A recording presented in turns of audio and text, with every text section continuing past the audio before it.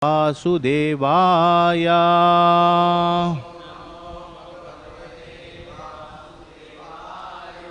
Om Namo Bhagavate Vasudevaya.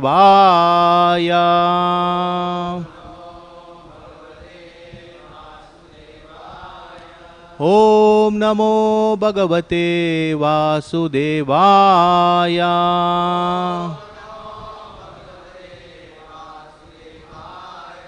Narayanam Namaskrityam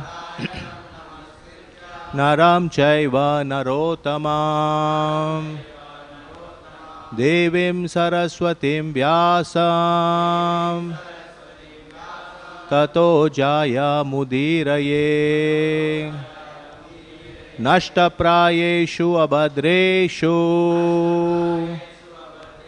Nityam Bhagavata Sevaya Bhagavate Uttama Shloke Bhaktir Bhavati Naishtaki.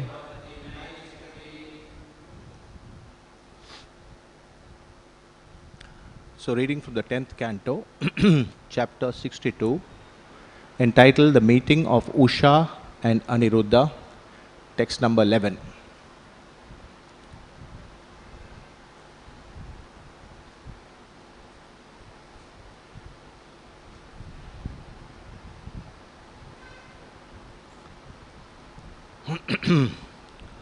Sa tatratam apashyanti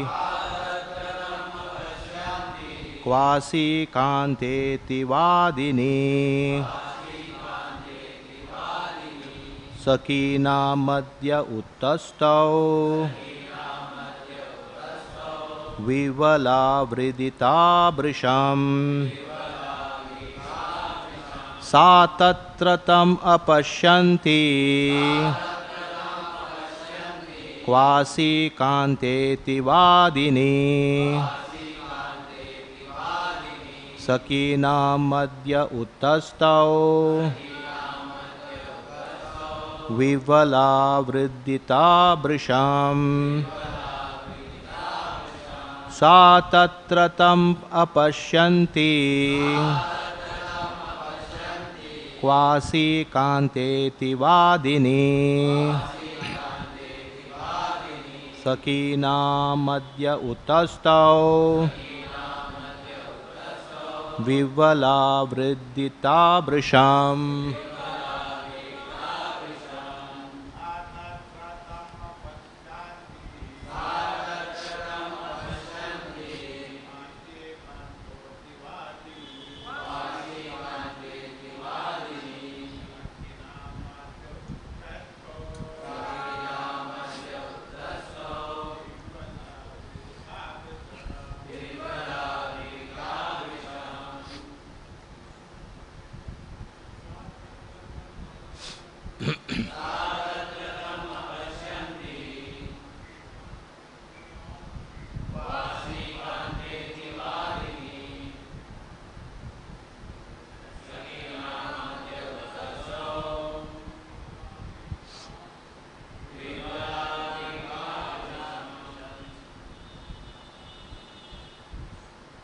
Matajis.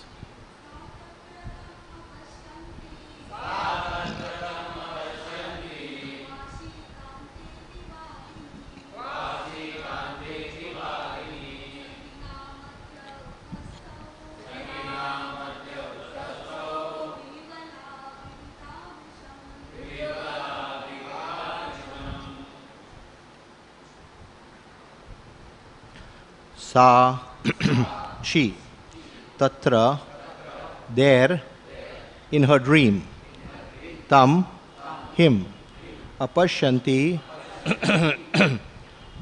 sorry, not seeing Qua where Asi are you Kanta my lover Iti thus Vadini speaking Sakinam of her girlfriends Madhye in the midst Uttastav arose Vivala disturbed Vridita embarrassed. Brisham, greatly. Translation and purport by the disciples of His Divine Grace, A.C. Bhaktivedanta Swami, Srila Prabhupada. Translation. Losing sight of him in her dreams, Usha suddenly sat up in the midst of her girlfriends, crying out, "Where are you, my lover?" She was greatly disturbed and embarrassed. Purport. Coming to her senses and remembering that she was surrounded by her girlfriends, Usha was naturally very embarrassed to have cried out in that way. At the same time, she was disturbed by attachment to the beloved man who had appeared in her dream. Om Ajnanatimirandasya Jnananjana Shalakaya Chaksharon Militam Yena Tasmai Sri Guruve Namaha Sri Chaitanya Manobeshtam Stapitam Yena Bhutale Swayam Rupa Kadamayam Tadanti Swapadantikam Vandeham Sri Guru Sri Yuta Padakamalam Sri Gurum Vaishnavamscha Sri Rupam Sagrajatam Sahagana Raghunathan Vitam Tam Sajivam Sadvaitam Savadutam Parijana Sahitam Chaitanya Devam Sri Radha Krishna Padam Sagana Lalitam Sri Vishakhan Vitamscha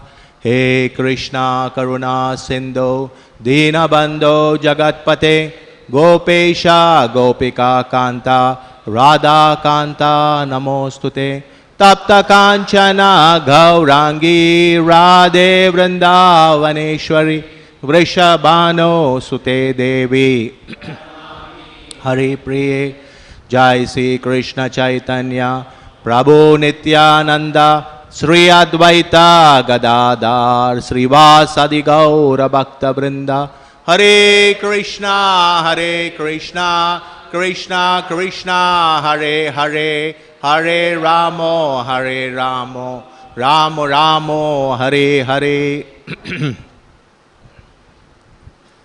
Hare Krishna. So seeking blessings of all the assembled Vaishnavas, we'll try to say a few words. So we have begun this new chapter and this new pastime. So yesterday's class, Gopinath Chandra Prabhu dealt on the first verse of this particular pastime.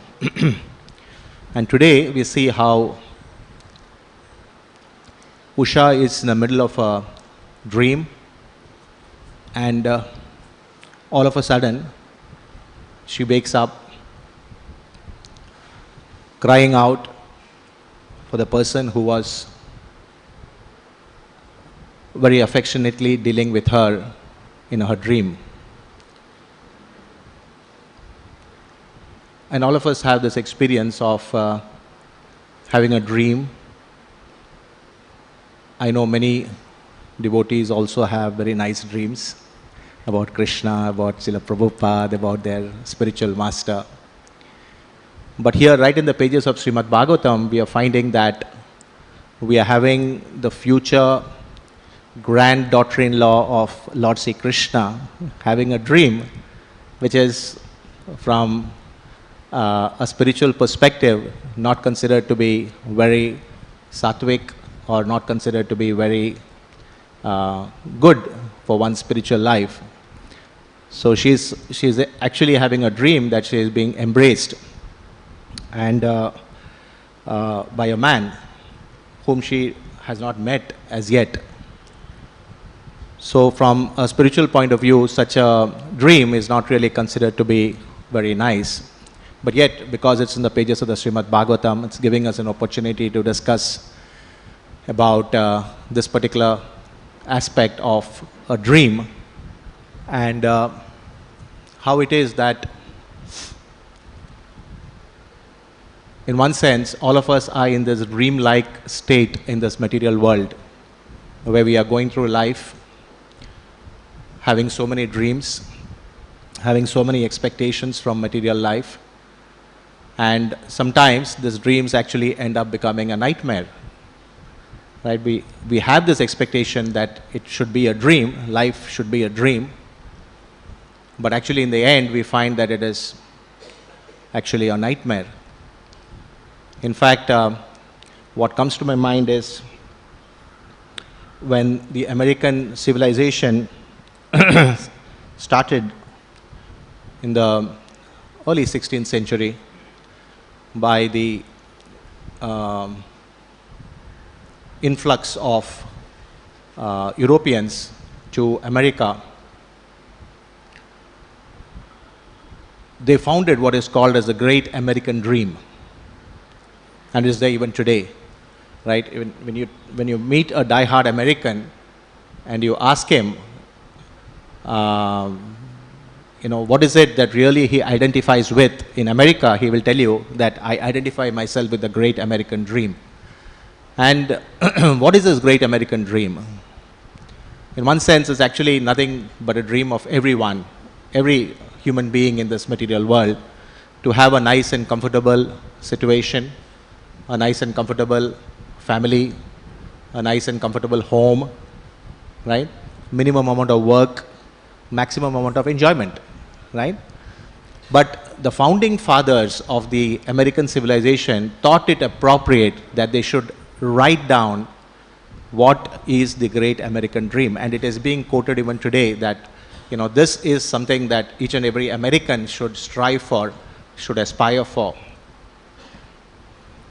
So it looks very nice, looks very beautiful, and if the human being were to live in such a situation, then actually there would be no reason for him to ever want to go home back to Godhead, because in a situation where he is actually in that Great American Dream, everything is going on so nicely, so beautifully.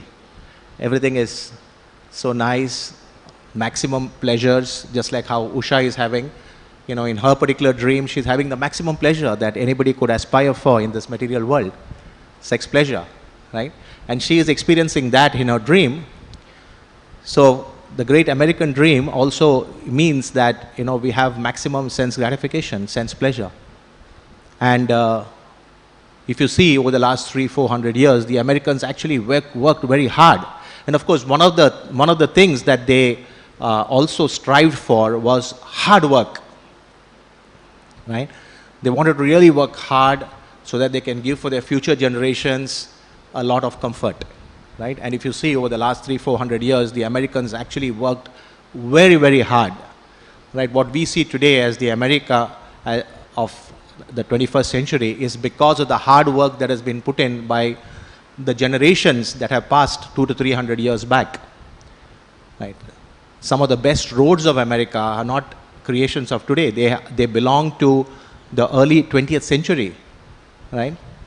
The longest road in America is the I-6, which goes practically from California right up to Massachusetts, right, which is a distance of about 3,500 miles, right? So that's one single road cutting across the whole length and breadth of America, right? And those are not roads that we see here in Bombay, right? These are 8-laners, right? That means 4 lanes on each side.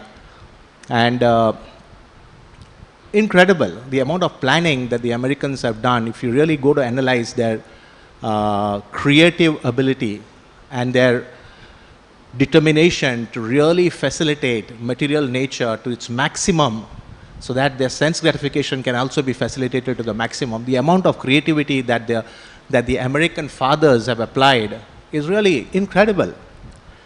Everything has been planned so systematically, not like what we have here in India. Everything grows, spontaneously. Suddenly a road comes up somewhere, suddenly a building comes up somewhere, and right in the middle of nowhere you have a building coming up, and it's such a mess, right? Like I remember, if you how many of us have visited the house of Adikeshwar Prabhu, right? 20 years back, when we were just coming into the temple and used to go to Adikeshwar Prabhu's house very regularly, there was no buildings around Adikeshwar Prabhu's house. There was just one building, and practically there were no building. But today Adikeshwar Prabhu's house is there in the middle, and you have a building all 4 sides. Absolutely no ventilation, right? So this is how the growth has taken place in our Amchi, Mumbai, right? But if you go to America, you will find that this is the amount of planning that has gone into everything that they do. It's extremely systematic and extremely methodical. The roads, the highways are nowhere near to the places where people live. It's miles away, right? So you have this I-6, as I said, which cuts across the length and breadth of America. But, for a person who is living in the suburbs of America, he would not see the I-6 unless and until he wants to drive onto it. It is one of the main arteries which connects America, but it's actually not visible. And that is the glory of a country like America, which has really seen that much of intelligence being applied to ensure that everything is so systematic. And they have this housing developments also which take place extremely systematic. First and foremost, you have to have all the infrastructure necessary before you actually start building your own houses. That means the water, the sewage, the electricity, right? The shopping malls, the schools, the hospitals, everything has to be within an immediate vicinity of maybe 1 or 2 miles.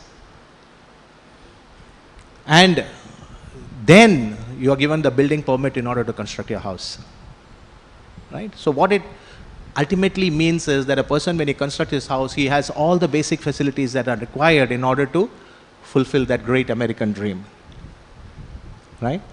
So that is the planning, and that is what the earlier generations have done in order to ensure that America is what it is today. But does it mean that the people in America are happy? Unfortunately, no. Because however much we may try to facilitate material nature for our sense gratification, still we will find that instead of actually giving us happiness, it gives us so much of more unhappiness.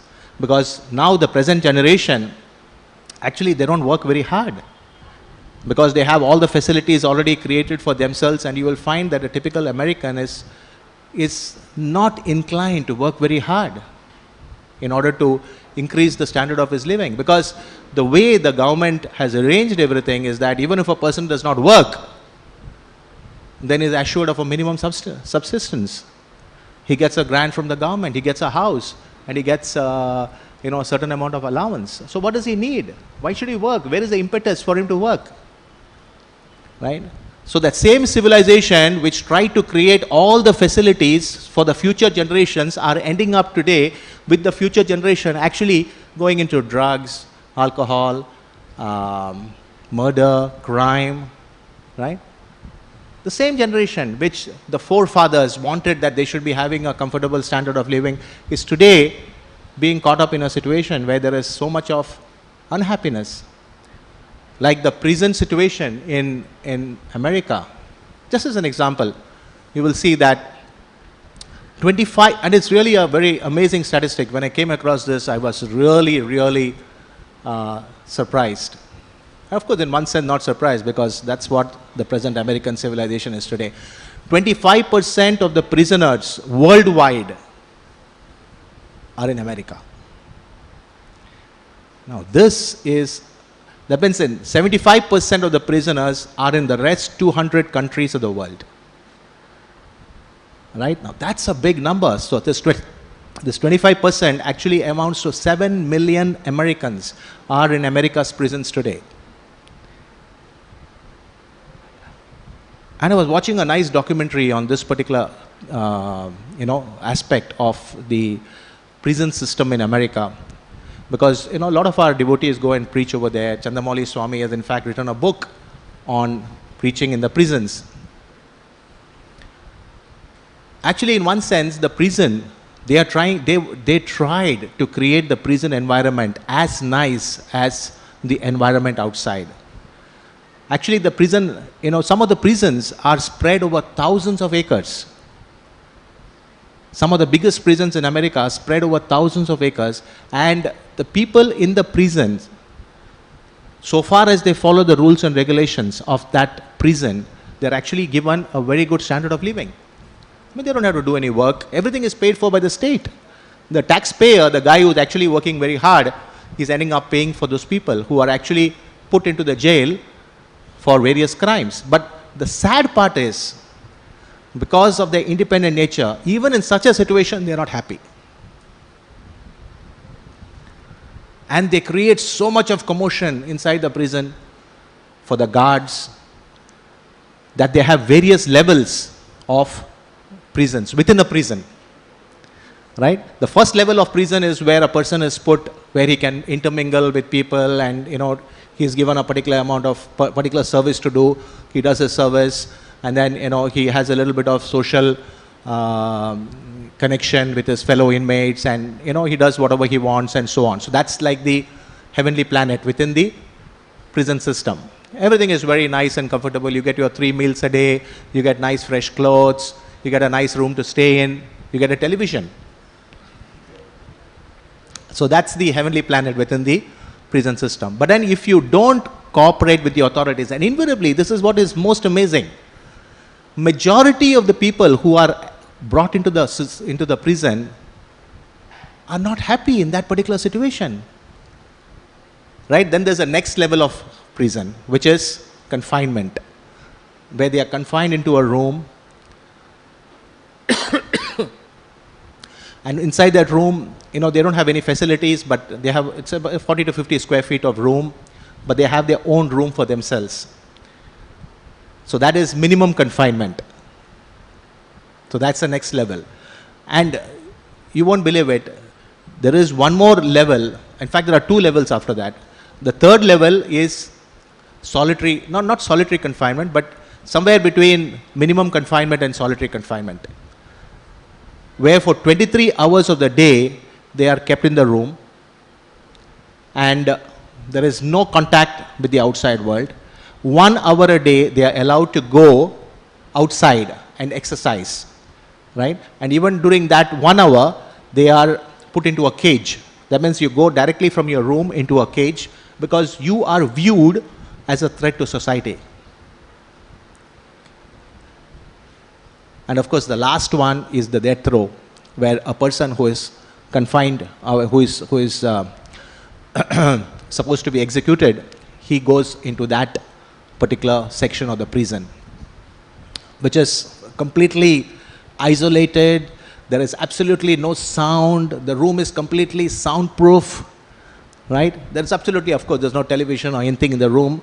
The toilet, the toilet doesn't have any seats. There is no article in that particular room which has the potential to be converted into a weapon, because that person, is suicidal at that particular point of time. He wants to commit suicide. So, if there is anything in the room which is available to him to be converted into a weapon, then he will do it. Sometimes to kill himself, sometimes to kill even the guards, because that person is he's in such a state of mind, pathetic state of mind, that he's capable of doing anything. So 7 million prisoners in America. That means out of 100 people in America, 2 are prisoners, because the population of America is just 300 million.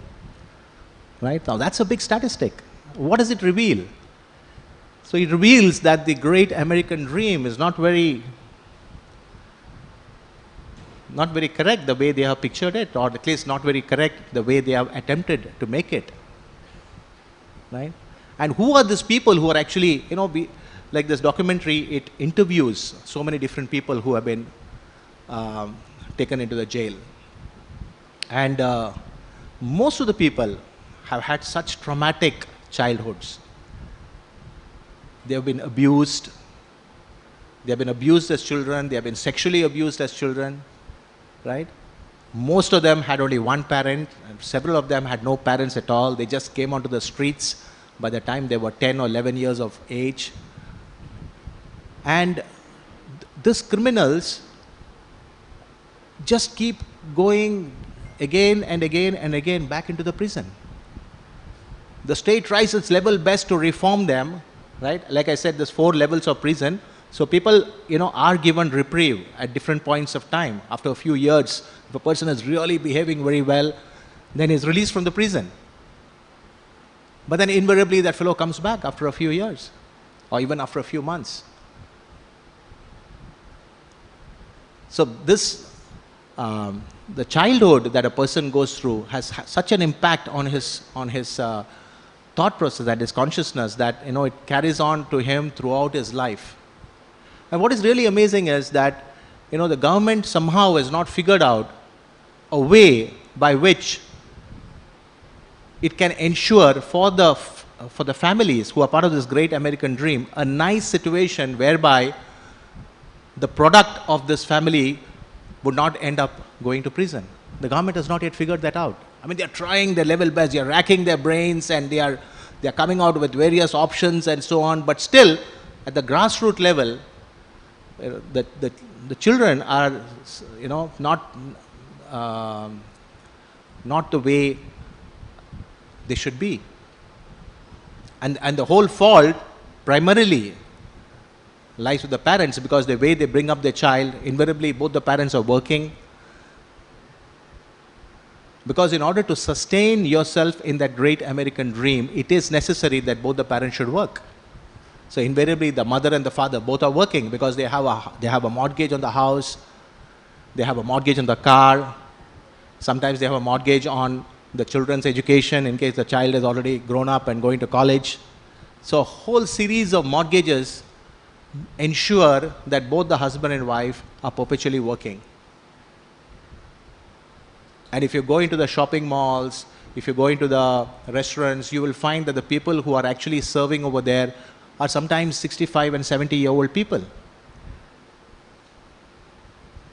Now, isn't this tragic that economy which is actually supposed to be trying to take care of its people to ensure that they have a nice and comfortable standard of living, towards the end of their life, instead of providing for them a nice standard of living, those people are actually ending up working in supermarkets and restaurants and hotels and so on, right? Because they just have to maintain themselves. There's no other option. And this is also a very, very revealing statistic. 80% of Americans' population, the working population, just have adequate money to take care of 6 months of their life in the event they lose their job. So that's the amount of savings that 80% of a typical American family has set aside for contingencies. Because the facilities over there to enjoy and to gratify your senses is so vast that people invariably end up spending more than that they earn. And invariably they are always in debt. So contrast this to the situation that we have in India.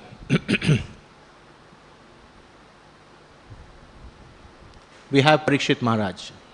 We have Ambarish Maharaj. Right? Now these personalities are not part of any dream. They are emperors of the entire planet. They have all the opulences. They have all the facilities that any person could ever want. But if you take the example of Parikshit Maharaj, you will see that in his life, how it was that a small mistake that he made, which of course he repented from the core of his heart, and he was just thinking, that for sure I'm going to be getting the retribution that is necessary, that is going to come as a result of this offense that I had committed. Just when he was thinking like that, a messenger from Shamik Rishi comes to him and tells him that you just have 7 days to live. Beautiful purport of Srila Prabhupada. Srila Prabhupada says that real happiness is achieved by spiritual existence or by cessation of the repetition of birth and death. One can stop the repetition of birth and death only by going home back to Godhead. In the material world, attaining even the topmost planet, Brahma Loka, one cannot get rid of the conditions of repeated birth and death. But still, we do not accept the path of perfection. And then Srila Prabhupada says that actually Shamik Rishi was a mystic and Parikshit Maharaj was a devotee. Both of them were unafraid of death. Both of them were ready to face death at any time. And Parikshit Maharaj although he knew that if he approached Shamik Rishi and begged for forgiveness, Shamik Rishi would have forgiven him. But because Parishit Maharaj already knew that Shamik Rishi was feeling so repentant that his son had behaved in such a fashion, Parishit Maharaj did not have any courage to go and ask him for forgiveness. In any case, he thought that this is the arrangement of the Lord. Let me just now accept it and perfect my life and go home back to Godhead. Right. Recently, we were in Varanasi. And Varanasi is just like any other holy place that we have in India. Right? Some holy places are more potent, some holy places are, less so. But what is really significant about Varanasi is, it's a gateway to Vaikuntha, of course we all know that. But the sense of detachment that one finds in Varanasi is really amazing. Most people who live in Varanasi actually come over there to die. And they are accepting life as it comes, no expectations, no dreams, just living life, let's say from our terminology, existing, right? Just waiting for that particular time when they would leave their body. Because leaving your body in Varanasi means you go home back to Vaikuntha, right? We were talking with the pujari who was actually doing some functions for us. And he was with such conviction, he was saying that if you die here in Varanasi, for sure you will go home back to Vaikuntha. Absolutely no doubt in his mind. And then we visited all the ghats, and the maximum number of people who were there in any of the ghats were in Manikarnika Ghat.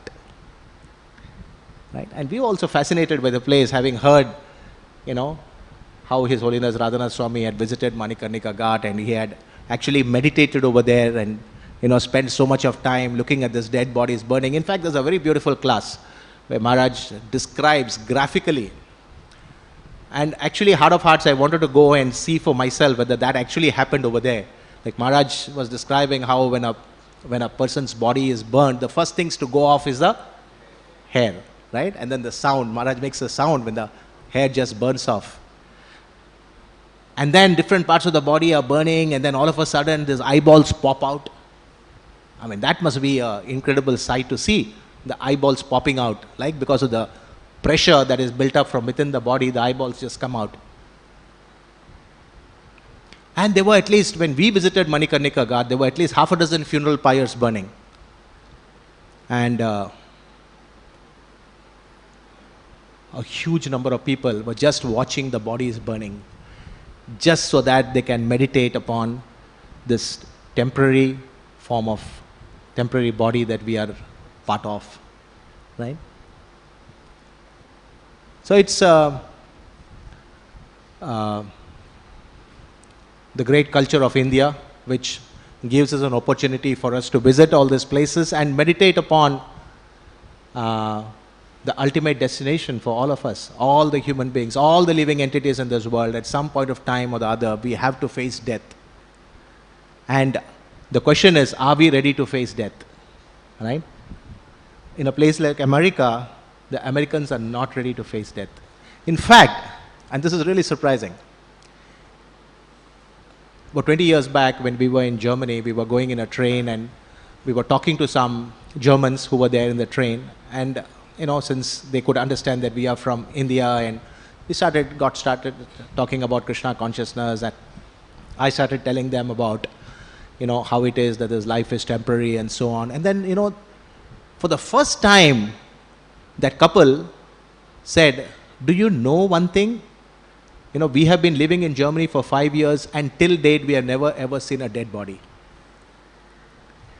Because the system in all these Western countries is, the moment you die, they just whisk you away from there, right? And then you're taken to a funeral parlor and you're very beautifully decorated. Sometimes you look more beautiful than you looked when you were alive. They give you a very wonderful situation, very wonderful casket, and you are there with a lot of flowers around you and a beautiful smile on your face, and with a lot of mascara on your body, on your face, and so on, and from there you go directly to the not cremation, what's that, burial ground, yeah, and you're just put under the earth, and you're gone. Nobody even looks at you anymore, right? But here in Varanasi, right for everyone to see in Manikarnika Ghat, thousands of people are coming there and watching how people's bodies are getting burned. Because that's a way by which we realize how temporary this body is, and how it is that sooner or later we are going to meet that destination. So what actually for Maharaj Parikshit should have become a nightmare, because he was actually at this particular point of time told that you're going to die in 7 days, which from anybody's perspective is actually a nightmare come true, that 7 days or maybe 1 month or 2 months or 6 months later I'm going to die.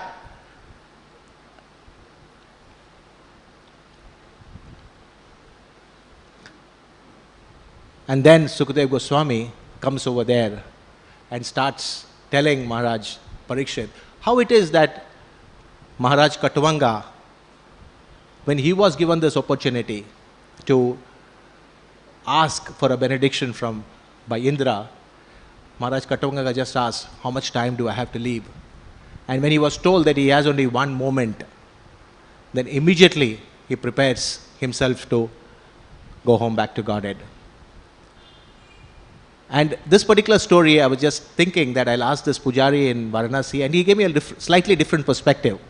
He said that when Maharaj Katwanga asked for this benediction, and when Indra told Maharaj Katwanga to ask a benediction, and Indra told him also that you can ask for horses, you can ask for chariots, you can ask for gold, you can ask for whatever you want, everything I'll give you. And Maharaj Katwanga said, are you sure that you'll give me whatever I want? I mean, this is the Pujari narrating this particular pastime. So, yes, I'll give you whatever you want. So then Maharaj Katwanga says, okay, you tell me how much more time do I have to live? And then this Lord Indra says, oh, I'm not able to give that particular answer, but let me just go to Vaikunta, I will ask Narayan, and then I'll come back. So he goes to Vaikunta and comes back in a second, and then he says, you've got 1 hour to live. So Maharaj Katwanga said, oh, I've got 1 hour to live only. Then let me just, finish off all my material duties, and let me sit down in a place, and, and then Maharaj Katwanga sits in this place, and then he wants to focus on Krishna, on the Supreme Personality of Godhead. But then after 45 minutes of closing his eyes and meditating, he starts crying profusely. So then Indra asks him, what happened? Why are you crying? So Maharaj Katwanga says that for the last 45 minutes I've been trying to focus my consciousness on Krishna, but actually, you know what I'm thinking? I'm thinking about my family, I'm thinking about my sons, I'm thinking about my bank balance, I'm thinking about, all my army that I have, I'm thinking of all my wives and how much enjoyment I had with them, and how much, everything was so nice in my life. All these thoughts were coming into my mind. And now, I've got only 15 minutes to live. When am I going to remember Krishna? And he started profusely crying. And then Indra told him, okay, don't worry. Now that you have finished off with all the thoughts of your family members, I think now you will be able to focus on Krishna. And then Katwanga Maharaj, for 15 minutes, he meditated on Lord Krishna, and then, departed for the spiritual world. So, of course, it's a slightly different version than what Srimad Bhagavatam tells us. But for all of us, how true it is that when we actually would be facing with imminent death, sometimes 1 hour, sometimes 1 week, sometimes 1 month, how much of that time we are actually going to be spending remembering Krishna?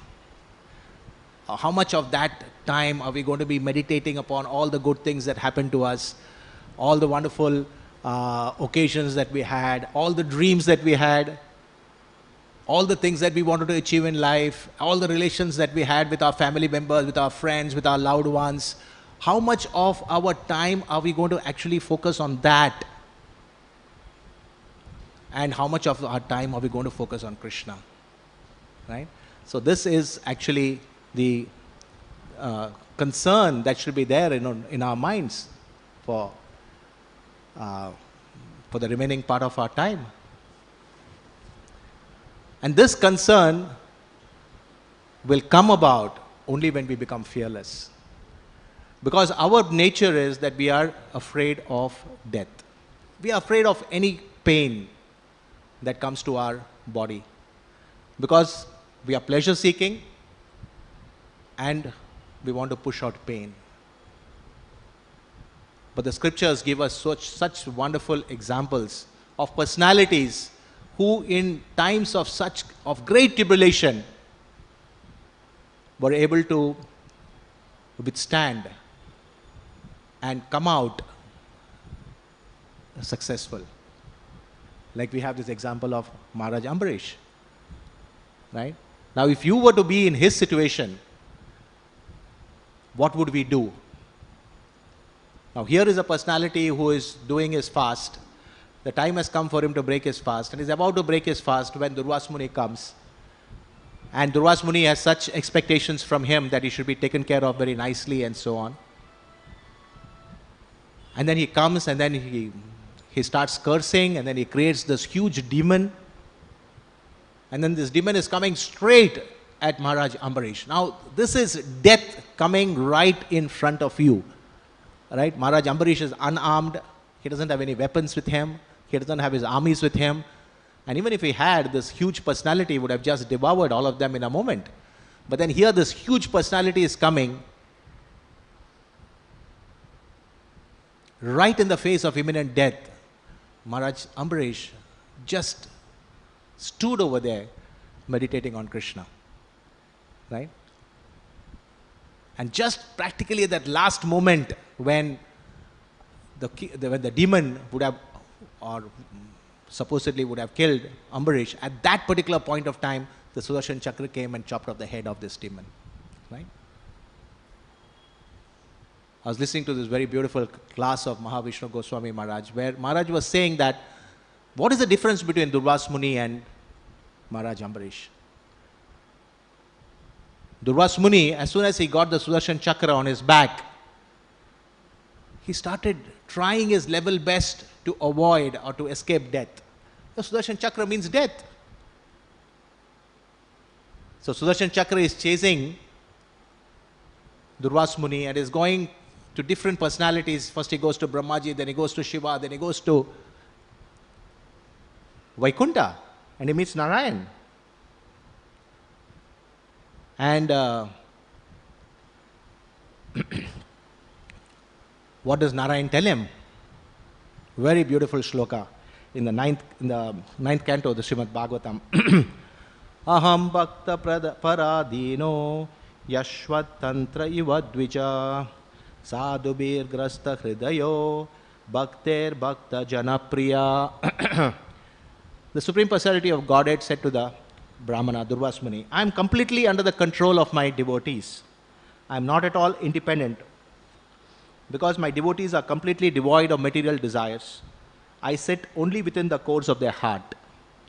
What to speak of my devotee, even those who are the devotees of my devotees are very dear to me.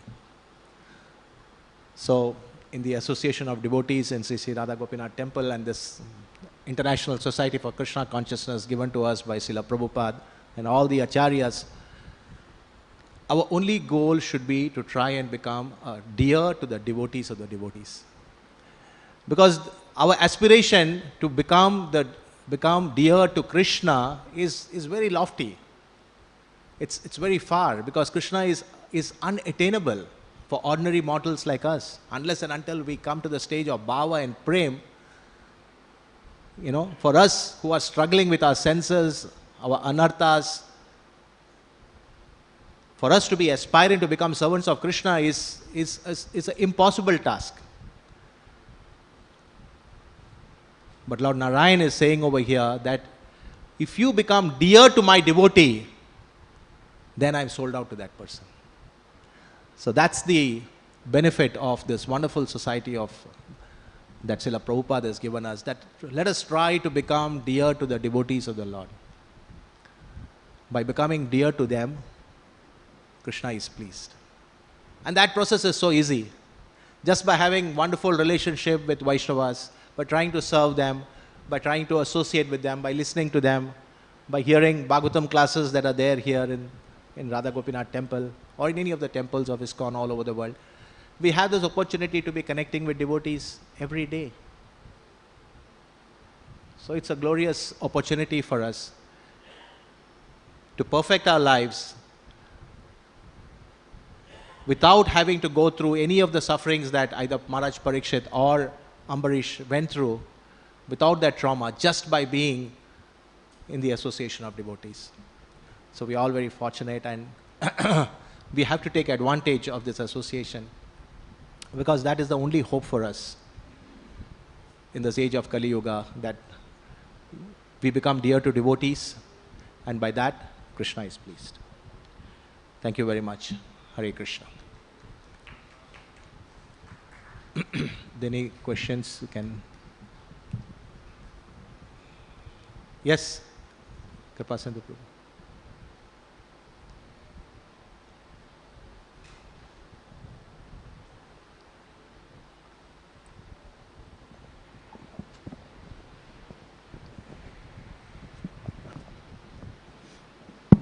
Hare Krishna, Prabhu. You said about that there is a big mess in India. So, in spite of the fact that our forefathers, the previous generations, is it that they were totally focused in developing, giving spiritual knowledge and things like that, that did not focus on foundation for a good civilization, I mean materially flourishing civilization? It's not that they didn't focus on material civilization, because their focus was on Krishna consciousness and focus on, elevating their own consciousness. So, what is it that we make the priority of our life? According to that, that particular civilization will mature. In America and in the Western countries, they made it the focus of their life to provide facilities for sense gratification. So they are experts in that. So it's either this or that. It's very rarely that you'll have a situation like Maharaj Parikshit or Maharaj Ambarish that, had both material opulence plus spiritual opulence, right? So the West have taken that option, but the East has taken this option. So that's where, we have to consider ourselves fortunate that we are in the East and not in the West. People from the West want to come to the East. Like I was seeing for myself how it is in Varanasi. There are so many spiritual seekers, Western spiritual seekers.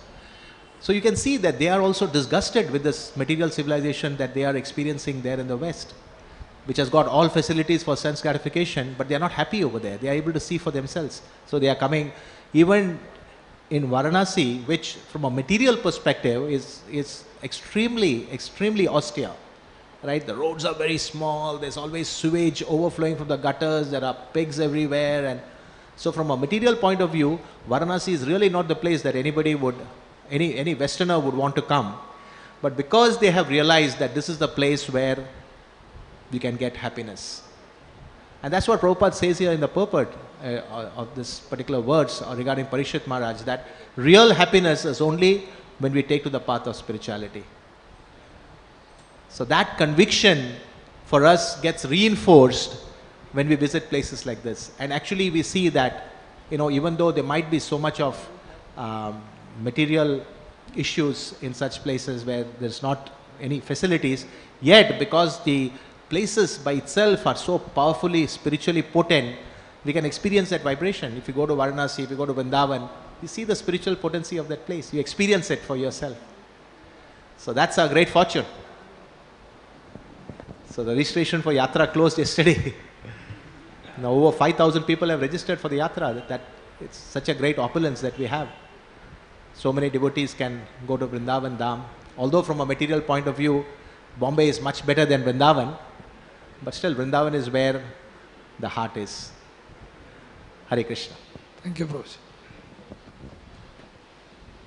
Srila Prabhupada ki jai.